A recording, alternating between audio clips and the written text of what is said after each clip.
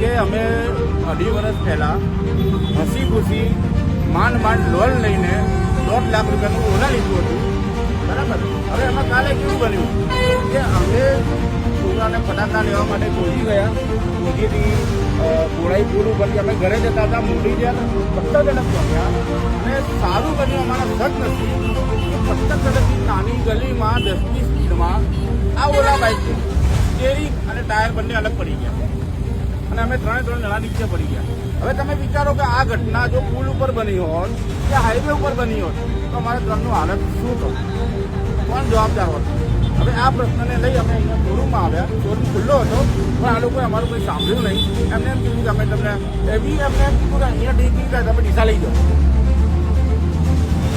અહીંના લોકોએ એવું કીધું કે અહીં નહીં થાય, તમે ડીસા લઈ જાઓ. બધું મારે આ ગાડી જોઈએ જ નહીં. સિંગલ જમ્પર અને આના ઘણા કિસ્સા બનેલા છે, યુટ્યુબ પર ઘણા જ વિડીયો. તો કે મેમ મેળ નહીં આવે, તમારે જે કરવું કરો.